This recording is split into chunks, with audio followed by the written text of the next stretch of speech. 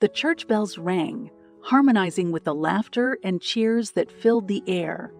It was a picture, perfect day, every detail precisely as I had imagined. My heart fluttered with excitement as I looked into Richard's eyes, those deep blue wells that once promised a lifetime of love and devotion. His mother sat in the front row, her eyes like two polished emeralds, twinkling with a strange light. I remember thinking how beautifully her green eyes contrasted with her silver hair. She smiled, a smile that didn't quite reach her eyes as she watched us exchange vows. "To love and to cherish," Richard had said, his voice trembling with emotion. Or was it something else? The moment passed, and I was Mrs. Margaret Fielding, blissfully unaware of the shadows lurking behind the joyous facade. Our honeymoon was a whirlwind of romance, stolen kisses, and whispered promises. But the real world awaited, and with it came our decision to move in with Richard's mother. Her house was grand, filled with memories and expensive trinkets.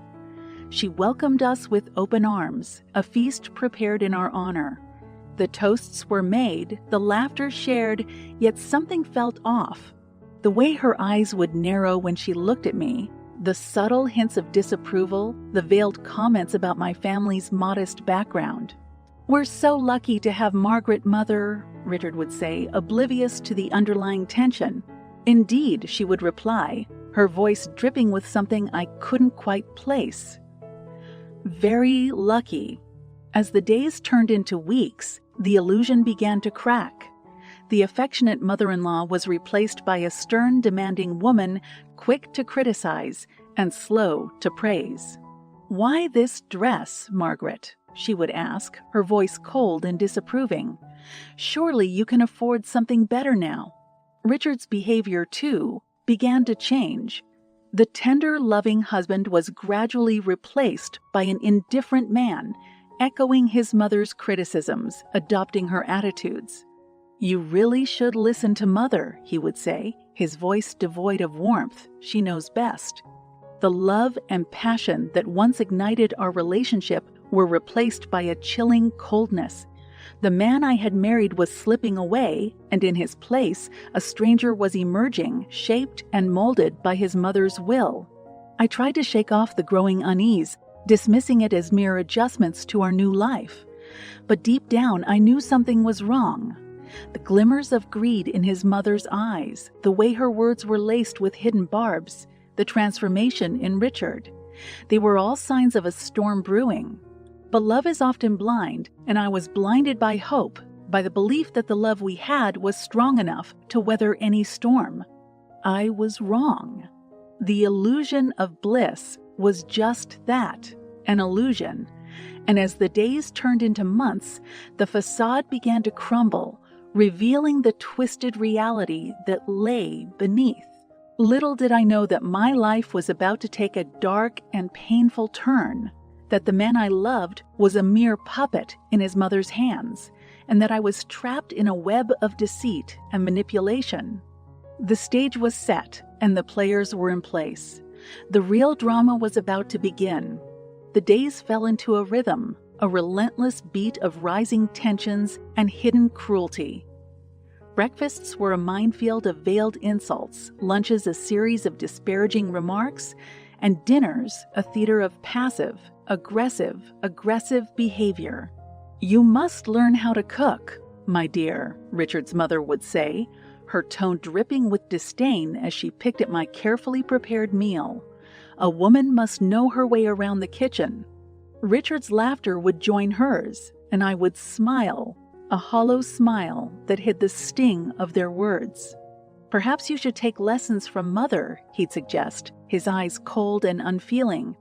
And so it went, day after day, a constant barrage of criticism and humiliation. I tried to adjust, to fit into their world. I took cooking lessons, wore the clothes they approved of, even changed the way I spoke. But nothing was ever enough. The goalposts kept shifting, and with every step I took to please them, they demanded more.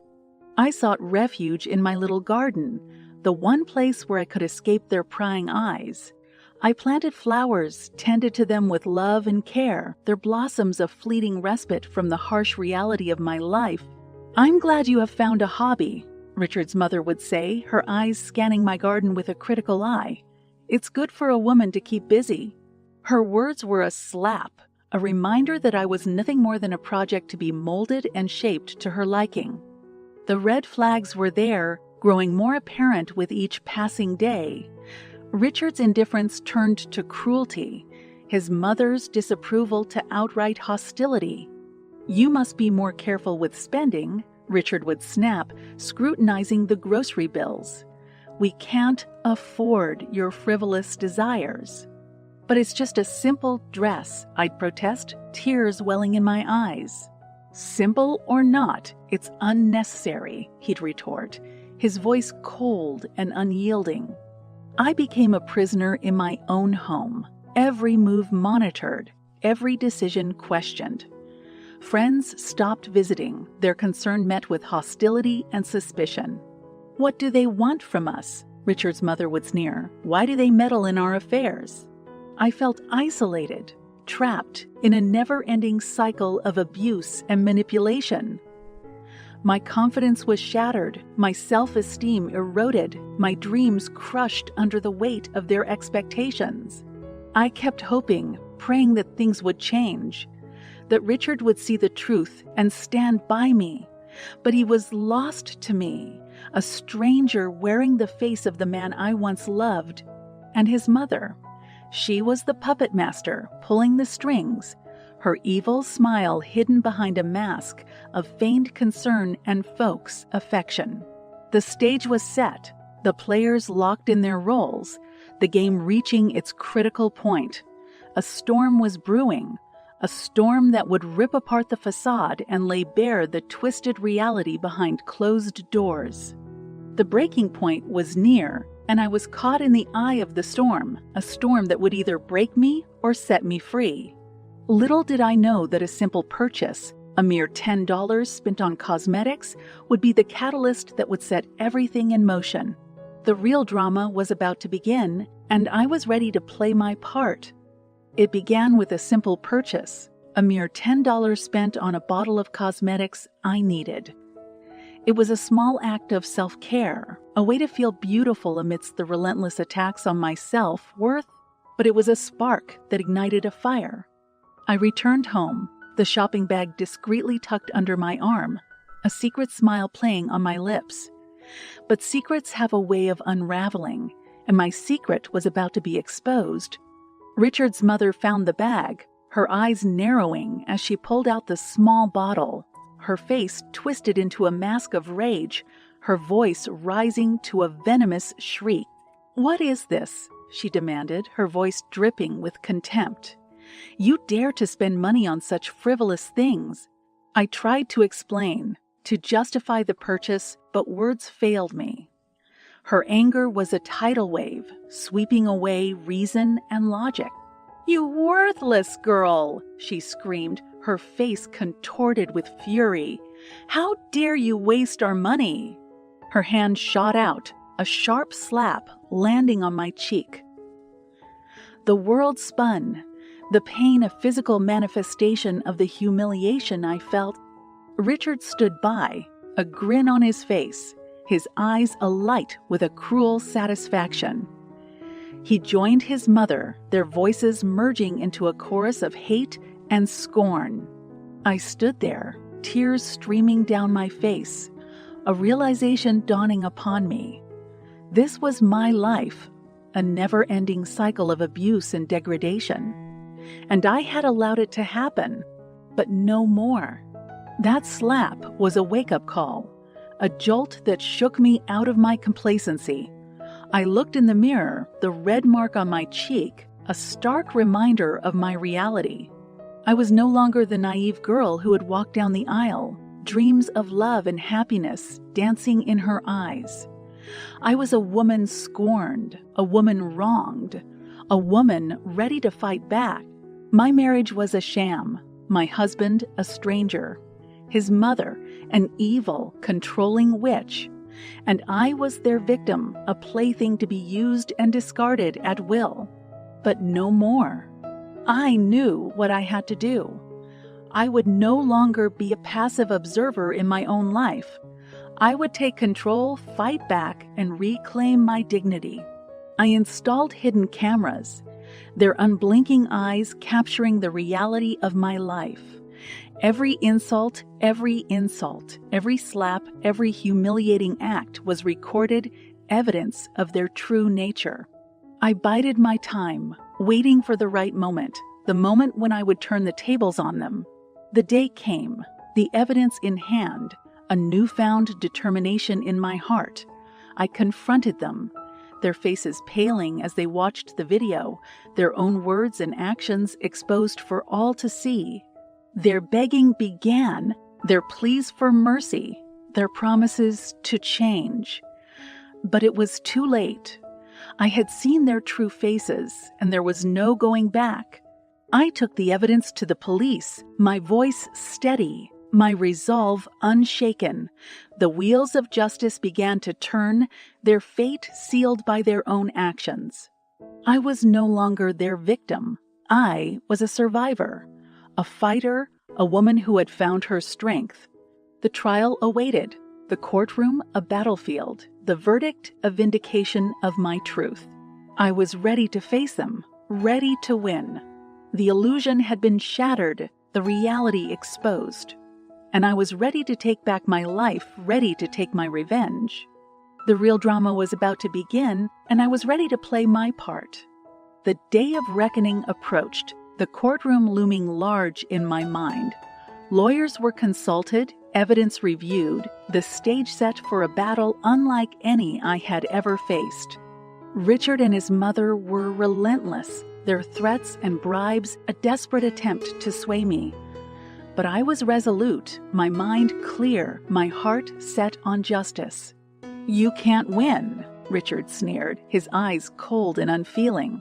"You're nothing without me. I am everything I need to be," I shot back, my voice steady, my confidence unshaken. His mother's eyes were hard, her voice dripping with malice. "You'll regret this," she hissed. "You'll regret crossing us."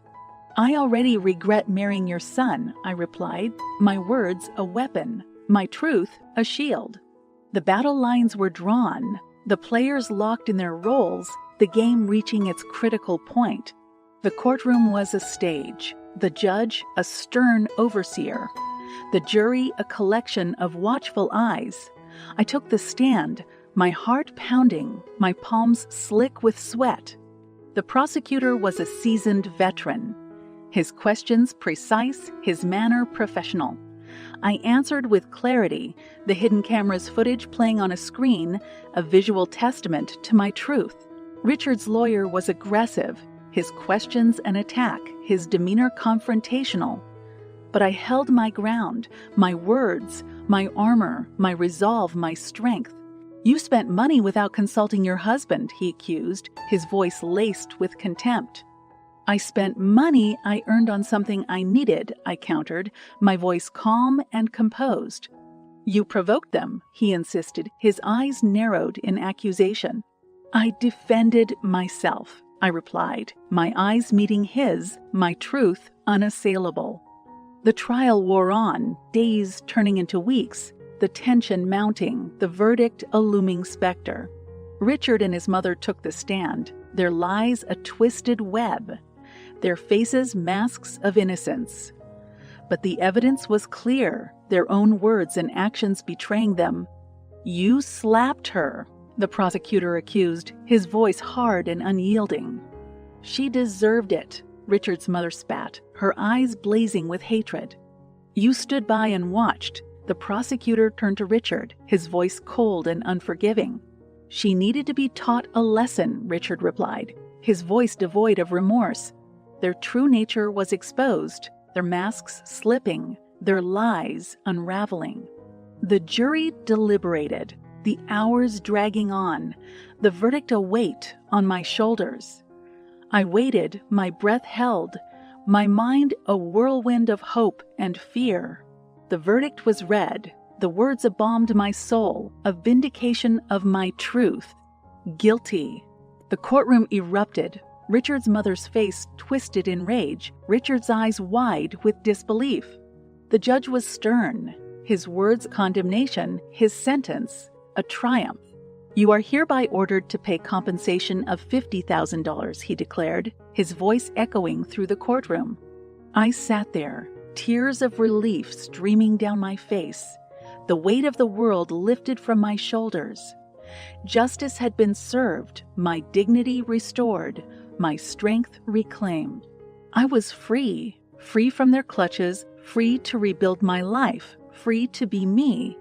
The battle was won, the victory sweet, the revenge complete. I walked out of that courtroom, my head held high, my heart light, the shadows of the past left behind. I was Margaret, a survivor, a fighter, a woman who had found her strength, and I was ready to face the world, ready to begin anew, ready to embrace the future. The real drama was over, and I had played my part. I had won. The courtroom doors closed behind me, the echoes of the trial fading, the reality of my victory settling in. I stood alone, the weight of the past years lifting, the shackles of my former life breaking. Richard and his mother were defeated, their reign of terror ended, their cruelty exposed. The compensation was a material win, but the true victory lay in the reclaiming of myself, worth, the restoration of my dignity, the rebirth of my identity. I looked in the mirror, my reflection a testament to my transformation. The timid, broken girl was gone, replaced by a strong, confident woman. The red mark on my cheek had faded, but the lessons learned were etched in my soul. I filed for divorce, the legal documents a formality, the emotional severance already complete. I left the house that had been my prison, the walls that had witnessed my pain. I found a small apartment, a place of my own, a sanctuary where I could heal and rebuild.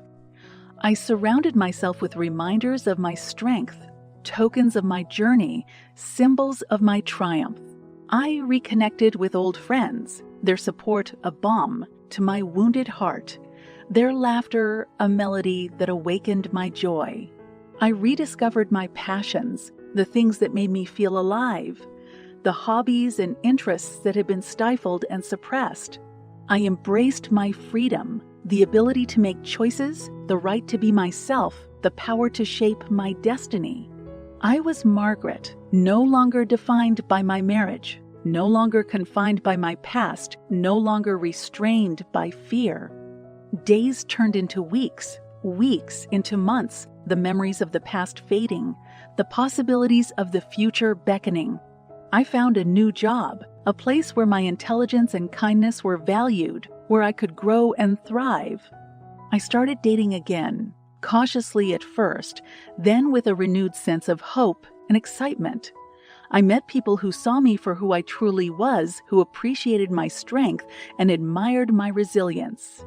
I found love again, a love that was gentle and respectful, a love that was nurturing and empowering, a love that was true and pure.